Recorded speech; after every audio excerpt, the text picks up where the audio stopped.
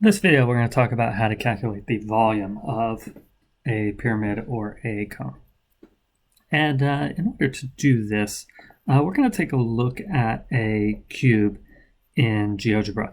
And we're just going to explore a little bit this idea of a pyramid and how its volume might be related to this cube. Now this cube, it's the easiest way to visualize it. So we've got a cube, it's got lengths that are equal on the bases, and the height is equal to the lengths on the bases as well. What I'm going to do is I'm going to build a pyramid inside of this. And I want my pyramid to have the same base as the cube. So here we go, I've got the base of my pyramid, which is also the base of the cube. And I want my pyramid to be exactly the same height as my cube. And so ideally, I would have the pyramid that comes all the way up to, say, this point back here in the back. That's going to be my apex. So if we build that pyramid, it's going to look like this. We can kind of get different views of it from different angles and see how that pyramid works. Now, we said we would typically only calculate volume of pyramids where the center or the apex is right over the center. So this one doesn't meet that criteria, but it's going to be better for us to visualize. Now, the question might be, well, how much of the cube is filled in with this pyramid? Because we know how to find the volume of a cube. And in order to try and demonstrate that, let's see if we could fit another pyramid inside of this cube. So let's try a different one. So let's pick this available square here as the base of a second pyramid. And let's have it go to the same apex. Now remember that the base of a pyramid can be on its side. It does not have to be the bottom surface. So here we've got a pyramid that's going to be kind of facing sideways. Here's what that pyramid looks like when we fill it in. Notice that we still have not filled in the entire cube. There's part of the cube that's missing. So we know that the volume of that pyramid is at least smaller than half the cube, because here we've got two pyramids that are fitting inside of this cube. So let's try and fit a third one in. We've got one more face of this cube that's untouched. So let's add a base. That's going to be the base of our third pyramid. And what we're going to see is if we make the height equal to the same apex, we're going to fit in a third pyramid. And what this tells us is that this pyramid is exactly 1/3 the volume of the cube. And it turns out that even if we didn't use a cube, even if we used a rectangular solid, or even if we used some other, say, hexagonal or octagonal prism, the pyramid that we could build would be exactly 1/3 of its volume. It turns out that that same ratio applies for cones. And that gives us a very simple way to approach volume of pyramids and cones. Because we already know how to find the volume of a prism and a cylinder, we do the area of the base times the height. And with this new knowledge, we now know that the pyramid or cone is going to be exactly 1/3 of that. So pause the video and see if you can use this formula to calculate the volume of the two shapes below.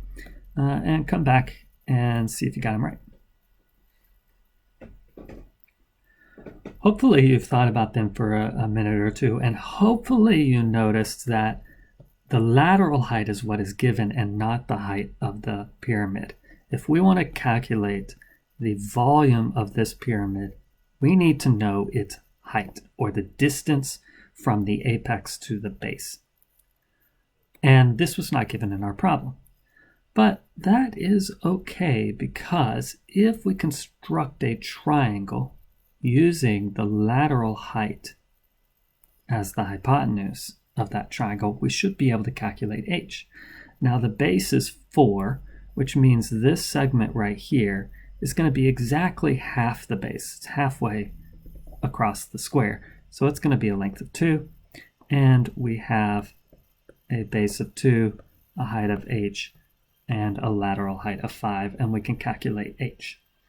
The same thing winds up happening in our cone, where we have a right triangle that is formed with the radius and the height and the lateral height. If this is what caused you difficulty in the pyramid and cone calculation, go ahead and pause again and see if you can finish from here. And you can come back and we'll check our answers. So let's continue. We know that here h squared is going to equal, let's do it as Pythagorean theorem form, h squared plus 2 squared is going to equal 5 squared. Or h squared will equal plus 4 will equal 25. H squared is going to equal 21. That means h is going to equal the square root of 21. And that's not a clean number, but we're going to leave it as the square root of 21 instead of turning it into a decimal. So let's find out the area of our base. Well, this we learned in the warm-up or the last video that this is in fact a square pyramid.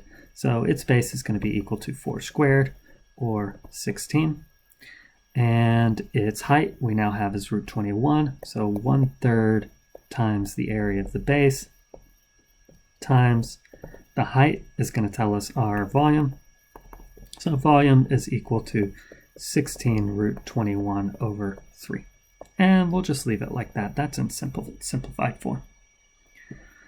For our cone, we can again construct our triangle and use the Pythagorean theorem to calculate the height. H squared plus 25 equals 400. H squared is going to equal 375. So h is going to equal the square root of 375. I'd like to simplify that. And I know 375 is divisible by 25. So 375 divided by 25, I think that's going to be 15. Yeah. So h is going to be equal to 5 times the square root of 15 because we've taken the square root of 25 out. It's the square root of 25 times the square root of 15. And now we can calculate our volume. Well, let's get the base first. Base is pi times radius squared, or 25 pi. So the volume is going to be equal to 1/3 times the area of the base, 25 pi, times the height, 5 root 15, or 125 pi root 15 over 3. And again, not the cleanest answer, but we're going to leave it like that because it is in exact form, and we would prefer an exact form answer to an answer that is a rounded decimal.